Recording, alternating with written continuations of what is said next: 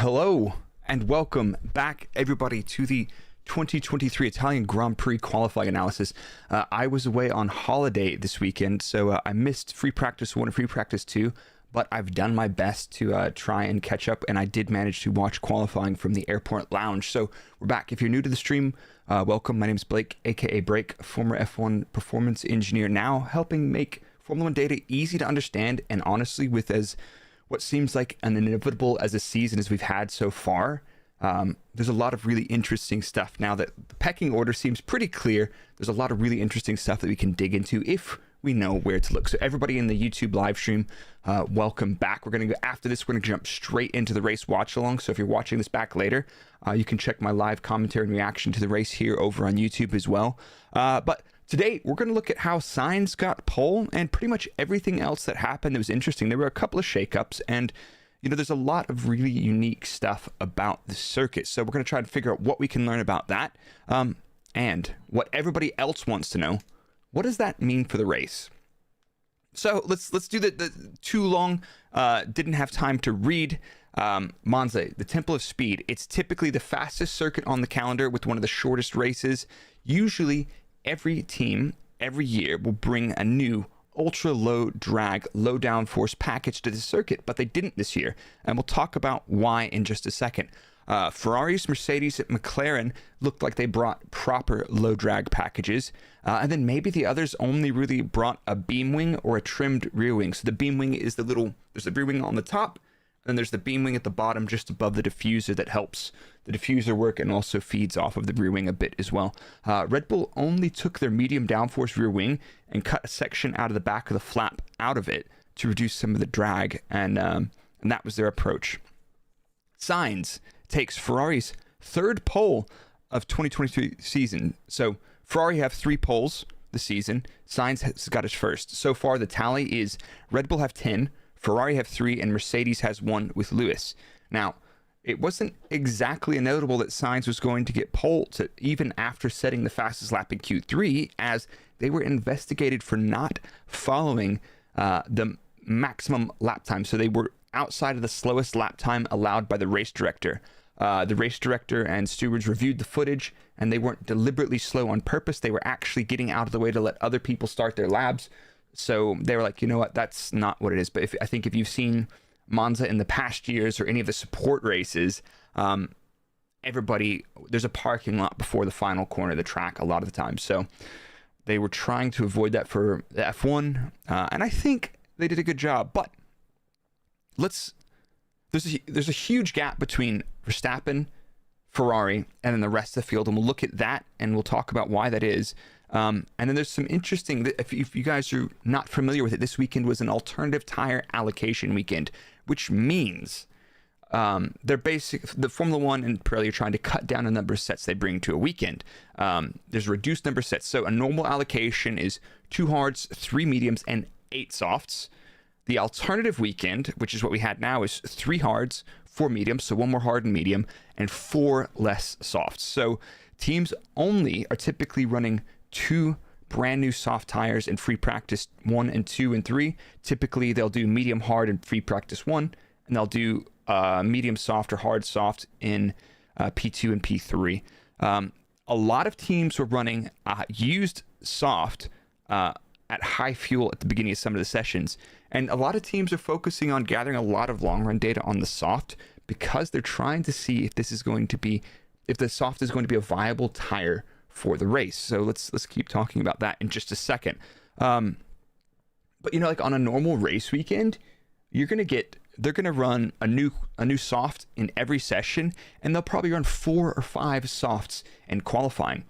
And realistically, their final lap in Q3, they're on their 4th fresh set of softs of the weekend, where usually that's their 7th or 8th fresh soft. So I think the alternative tire allocation is actually quite a good thing, because less preparation means more chaos, and you know what we like? Chaos. I love chaos. But yeah, I think the alternative tire allocation is pretty interesting. I don't think it hurts anything, and teams are a little bit more particular about how they spend stuff. So yeah, another thing to think about is the teams want to know if this is a soft or medium one stop. There's a 24-second time loss through the pit lane here, and it's a relatively low degradation circuit. So let's talk a little bit about upgrades. And there's a really, really great post that Albert Fabrega posts on Twitter every weekend, and it looks something like this. So Albert Fabrega, he does a lot of the F1 TV stuff and other tech analysis. He will post these upgrades, so the FIA send them to him, and yeah, he'll go through and highlight what everybody's brought to the table this weekend. So if you're not following him on Twitter, he shares a wealth of other very useful, interesting behind the scenes stuff. So I highly recommend that you check it out. But in terms of what people brought, Alpine brought a beam wing, Ferrari a beam wing and a rear wing, Mercedes a beam wing and a rear wing, and so on. So not Williams actually only brought an upgraded front wing, which was interesting. And if you're wondering, what does this low downforce versus high downforce look like? Autosport also posts a pretty good one this morning, which is this. So this is the back view of Ferrari's high downforce rear wing. Look at how much depth the wing has to it and how girthy it is. And this is their low downforce wing, much more shallow. And if we go look at the front view of that, I mean, look at this. It's got a huge, concave section. And then the low downforce wing is, it's pretty flat. And basically, when we're talking about Formula One drag, there's part of it you build into the car with your side pods and your floor and how you generate downforce and everything else. But a lot, for the most part, that's fixed. You can't really change that. And that's a philosophical upgrade thing. Whereas your rear wing is the normal way that you change your downforce and drag. So that's it. So let's talk about the qualifying performance this weekend, and I'll just run you guys through a little bit of my Buy Me a Coffee newsletter to help you guys understand what I'm looking at throughout the weekend. So here is our qualifying order for fastest driver for each team, and you notice something pretty interesting here. Ferrari with Sainz on top. Red Bull Racing, literally nothing between the two of these guys. But look at the gap to everybody else. Mercedes, Williams, and McLaren between 0.4 and 0.6% off of pole. And I use percent because it's easy to correct it everywhere else. And you'll notice outside of that, there's a huge gap back to Alonso. Alonso was actually in Q3, but the other guys, if you got knocked out in Q1, you've only ran a hard. And if you've got knocked out in Q2, you've only ran a medium, and then you have the track evolution on top of that. But Alpine's another really interesting one to look at. But for me, AlphaTauri, Haas, Alfa Romeo, about where I expected them to be. I think Alpine massively underperformed this weekend where I expected them to be. Alex Albon, is anybody actually surprised at this point seeing Albon sneak up into this Q3 relatively far up the order? Piastri outdoes Norris this weekend. Not a particularly great weekend for them. McLaren did bring a low downforce rear wing, but it was apparently not enough. And we'll go back and look at just a second at their top speeds and everything else with this. But let's look at the drivers. Perez, quite a big gap to his teammate. Lewis was also not particularly thrilled about this. Norris a little bit far off, but look at, Stroll missed out P1 because Drugovich was in the car. Then he had car issues in P2. Oofed. But yeah, he was dead stinking last. Magnussen getting beat by Hulk again. Now, Gasly and Ocon had roughly the same lap time, but we'll come back to it. But yeah. Lawson, hey, can we get a shout out for Liam Lawson's second weekend in the AlphaTauri because Daniel Ricciardo has an injury. Not too far off the quite reasonable Yuki Tsunoda and his first full weekend getting a full set of practice. So W's for Liam Lawson. But yeah, Stroll in the press said it had nothing really to do with missing free practice 1 or free practice 2. He was just like, you know what? Something is off this weekend. And it's an interesting one, though. So let's have a look at the qualifying top speeds and lap times to understand the compromise people have made between their downforce and drag level for lap time through the corners and then lap time on the straight line speed. And also, Robbie Dude, thank you for the $4.99 super chat.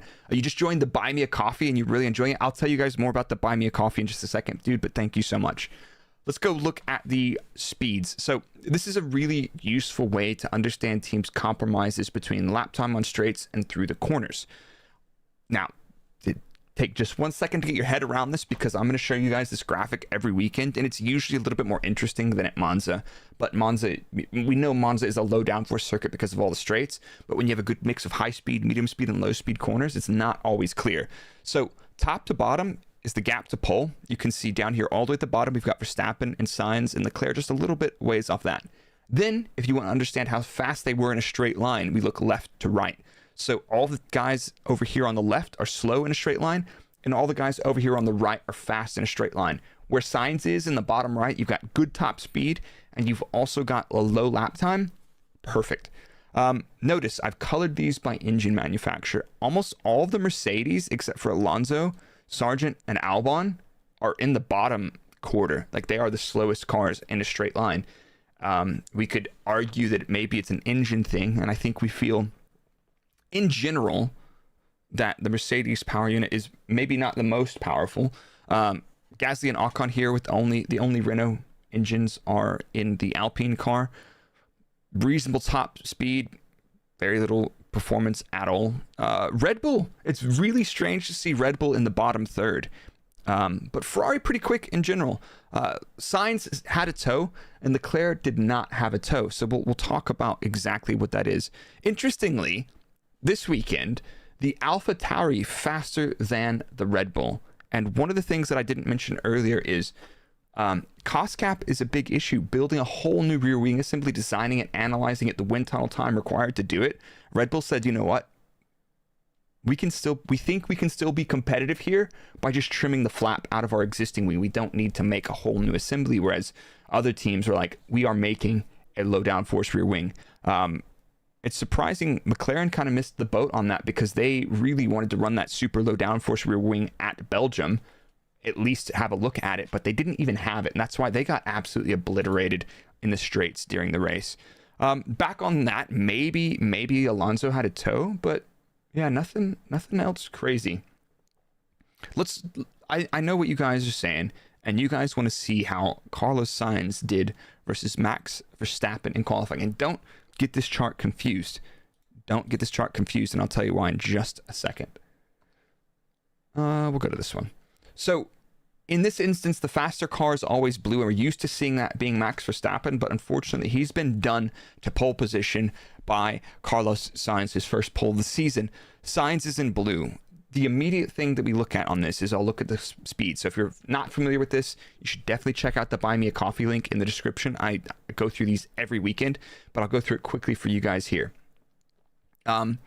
So top speed, definitely in Ferrari's hands. We're looking at a couple kilometers per hour at the end of every straight. This is car speed at the top. Here's the throttle position. Here's the DRS on and off. You can see we have DRS down to turn 1 and DRS down to turn 8, the Ascari chicane.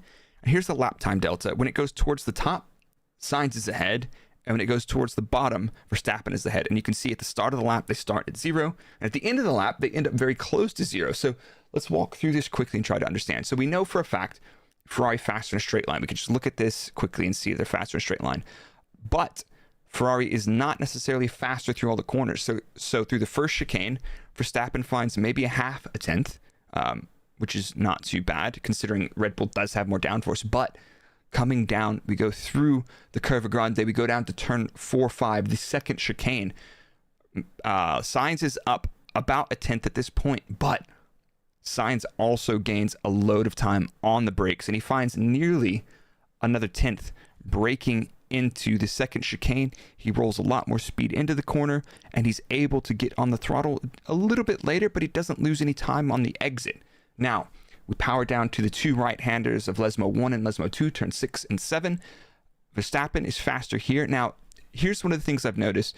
Sainz carries a lot of speed into turn 7, and it looks like he pushes on a little bit too deep and is delayed getting on the throttle. I think Sainz should have been faster through here. I think Sainz, he lost, 600ths of a second. I think he should have lost less than that. Again, Ferrari gaining lap time down to turn 8, 9, 10. They're about 0.2 of a second up on Red Bull. Max gains the time back through the Ascari chicane. Now we come down to turn 11. Not so much time gained on this straight. It looks like Sainz had a bigger toe here, here, and here, but still, he has a reasonable top speed advantage down to turn 11. But look at this. Carlos is super, super conservative into turn 11. He kills a lot of his speed by the minimum point, or the apex we call it, and he's really hesitant on throttle. You can see Carlos goes on throttle here a little bit, then backs out of it, and he's like, oh, I'm not ready to go on throttle. He then goes on throttle full earlier because his speed is quite a bit lower than Max, and then he has another wobble here on the throttle. And also notice that he's a little bit hesitant on the throttle at the exit of the first bit of the chicane. So I don't want to be that guy, but I really think that if Ferrari are pushing flat in the race, they could struggle slightly more with degradation. At the same time, I think the circuit has a couple of corners. We've got a low speed chicane, two medium speed corners, and a little bit around the lap. So it's not super difficult on tires.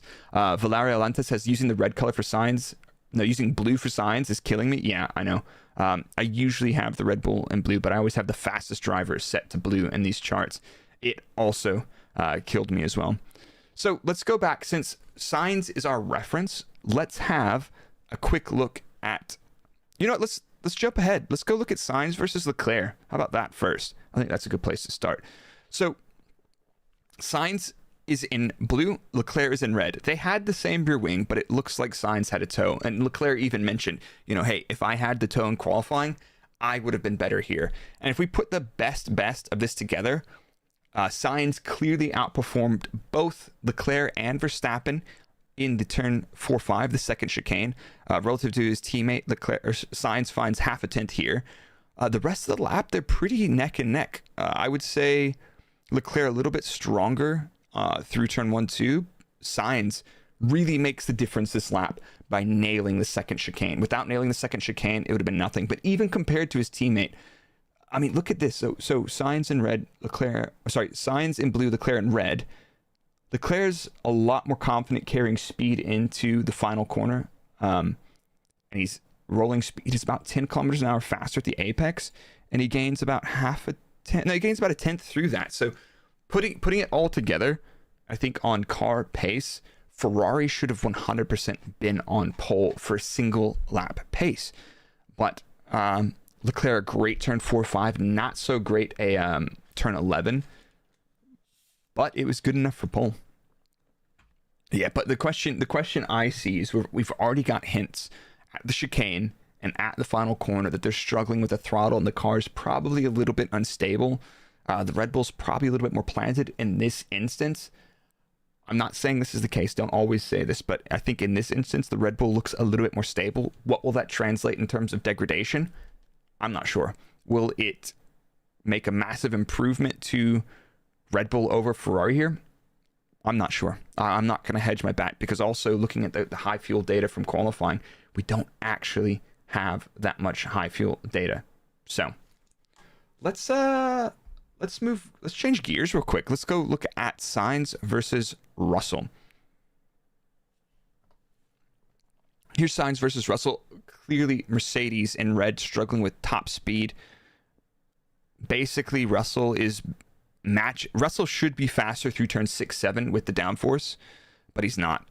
Russell has matched Sainz here. And then again, remember, Sainz did not have a great turn 11, and Russell was matching him here. So not so much. The Mercedes, not particularly strong at all. So not really a whole lot to take away from it. We're going to go through the top. Now, let's look at Sainz versus Albon. And I think a few of you guys in the chat are ready for that one. Here's Sainz versus Albon. First thing we're going to look at is top speed. Not a whole lot in the outright straight line speed difference between these cars. The main place where Sainz made the difference over Albon is turn 4-5, exit of turn 6, Lesmo 1, and then, Albon was a little bit suboptimal in turn 11. We know Sainz was suboptimal. Albon even more suboptimal than that. So, realistically, Alex left. I mean, we know Sainz did a great job turn 4-5. I think Alex went a little bit too deep in turn 6. We know that Sainz went a little bit too deep in 7. So pretty good lap, all considering that Albon has out-qualified some cars that are substantially faster than him. He's ahead of the McLarens. He is ahead of Hamilton, and Hamilton didn't really stand a chance. Not a whole lot interesting about the Piastri lap. The same thing. Piastri, both of them struggled with turn 1 braking. And then Alonso just didn't... We'll just look at it quickly. Alonso doesn't look fast anywhere. Sainz faster on all the straights. Sainz faster through every single corner. And I don't know. Earlier in the season, the Aston looked like a draggy monster. And now it's kind of like, oh, we've lost a little bit of high-speed cornering performance, but we're reasonably fast compared to the rest of the cars in straight lines. So Alonso does not look fast anywhere. Alonso is slower than you everywhere is that answer. So, quickly the results, nothing too surprising. Stroll had a shocker. Both of the Alpines out. Zhou out in Q1 as well. Sargent made it to Q2, but he finished at the bottom of the barrel there. Tsunoda and Lawson, not much in between the two of them, honestly. Really, really good job from Liam, and I'm sure a reasonable job from Tsunoda considering the car. Alonso dead last. Huge gap, a half a second gap to Lando, so nothing too exciting there, really. It'll be an interesting race in the midfield. So real quick, before we get into the race watch on, let's talk about the race real quick. I know this is the qualifying analysis, but it's super important to talk about the Grand Prix. It's a 53-lap race. There's not a whole lot of corners. It's mostly straights. It will be one of the shortest races in terms of time from flag to flag without safety car. The tire allocation is a C3, C4, and C5, which is one step softer than last year. Last year's winning strategy, let's look at these strategies from last year real quick. Here was last year's winning strategy. It was a 25-lap run on the soft, and then they switched to the medium. And you remember at the end of the race, we had the safety car, so that wasn't great. Unfortunately, I got back late last night. I did not have time to go through the long-run data for this race, but I'll get back to it. This was the winning strategy last year, was a soft medium, and we're one step softer this year, so I still think Red Bull could potentially soft medium or easily soft hard. Let's put it this way. This is last year's race, showing you what they ran, but you could no stop this race on the hard. So it really depends on how much time you lose from degradation on the medium versus the soft. And looking at the data from free practice, most of the teams were putting a lot of time onto evaluating the soft tire in free practice. Now, here's another interesting thing that we've got. These are all the tires available for the race. Ocon and Gasly have a new soft. A couple of other people that got knocked out early also have a new soft. But most of your front runners will only have one new hard, one new medium, and that's it. Like Russell and Hamilton don't have any new hards. So I think that might play a factor. But again, if the degradation is low on this circuit, I don't see people... I don't really see people wanting to run... that might not make a big difference. If the tire's not new, if it's only had 2 or 3 laps on it, that might not make a difference at all. So if we go look at what Pirelli think this race is going to look like, they think it could be a medium hard, a soft hard, or a soft medium. This compared to last year, and we know that we're one step softer. But I don't know if this lap is too far out, around 20 laps. But that's interesting. So the TV just said that Perez has a new soft available, but Pirelli have published yesterday that Perez does not have a new soft. So maybe he has a new soft. I don't think he does, but I could be wrong. And quickly, before we get into just to have a quick conversation before the race stream, and I'll send you guys over there starts, let's look at the grid real quick. So Sainz, Verstappen, Leclerc, Russell on the first 2 rows. Behind that, Perez and Albon. That's going to be super interesting. I think that's where the excitement's going to happen. But, at the end of the day, it's Monza. We've seen all sorts of crazy shenanigans happen at Monza on lap 1. So I think the question for me going into the race, is it soft or is it going to be a medium race start tire? Which one is it? I don't know the answer to that, but I think that's the question. All the other teams had that question in their head yesterday and Friday. That's why they're spending so much time looking at a soft tire. I think it's a one stop. Here's another thing. The pit loss is so long here. So imagine you've got this long straight, one of the fastest, longest straights on the calendar, and that's where your pit lane is. So you can go 80 kilometers an hour, or you can be full throttle out of a high speed corner down that long straight. So you're going to lose 24 plus seconds for stopping. You do not want to two-stop. You don't want to two-stop. So I think use soft is potentially viable, but that's the other question, is medium or not. Real quick, dude, Turbo. Your thoughts that some pundits are pushing Monza suits drivers like Sainz, who's focused on nailing the apex, max braking, max throttle, versus a short corner driver like Verstappen? Honestly, I could be completely wrong, and I will caveat that. Dude, thank you for the $10 super chat as well, Turbo. That's super generous of you. I will put my hand up to say I'm not super confident, but the fact that a lot of pundits try to label a certain driver in category A or category B, like a short corner driver or a long corner driver, I can come up with 50 examples of each of these drivers being in category A or category B. And it's just one of those things to try and describe something to make it make sense and sound clever. I don't think there's a short corner driver or a long corner driver. Like, some drivers may be more confident in high speed corners or low speed corners.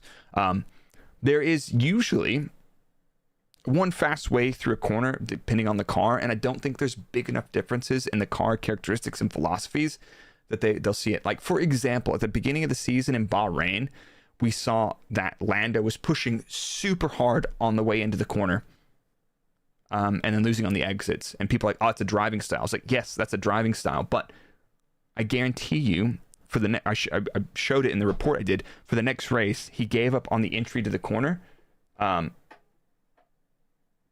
he was finding more lap time out of the corner. I don't think that's a driving style. That's a bad, maybe it's a driving style, but those kind of things, when you lose lap time, you will very quickly unlearn those things. Other things about driving style are a lot of things in the data that, even if you're in the team and you have all the telemetry, they're super hard to identify. So I don't really buy into the short corner versus long corner driver.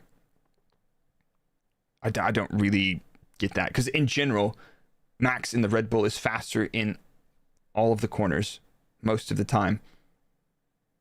So yeah, I don't really get it. Exactly. So yeah, that's that. So what I'm going to do is I'm going to hang out and chat for a little bit. So if you're watching this on YouTube, thank you. Do be sure to check out the Buy Me a Coffee. But for everything else, I'm just going to hang out for a little bit until for another 5 minutes and go into the race watch along. Grim, good to see you. CK, hello.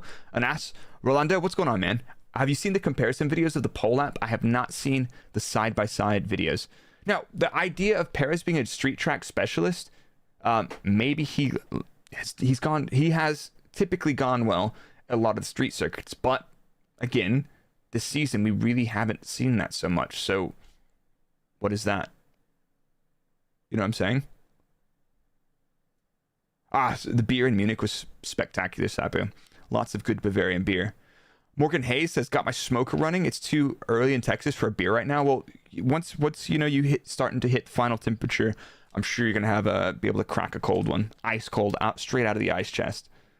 Early breakers versus late breakers? No, there's good breakers and bad breakers. There's no difference.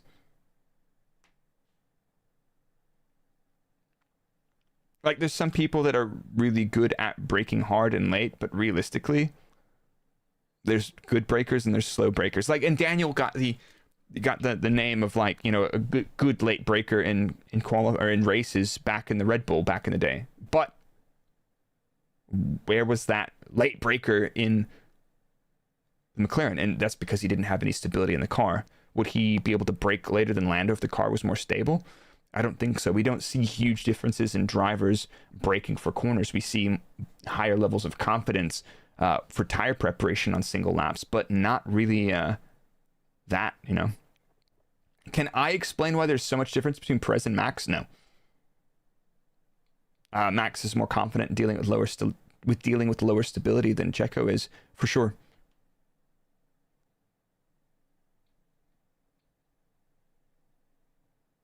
Start finish line to speed trap delta is DRS gain. Yeah, I mean that's a DRS thing, yeah. But also the DRS off segments have typically been following a similar trend. There's not a big difference. So, CK, I've had a couple chats with Peter back in the day. It's been a while though. The car setup matters about how the driver approaches the track. Yes and no.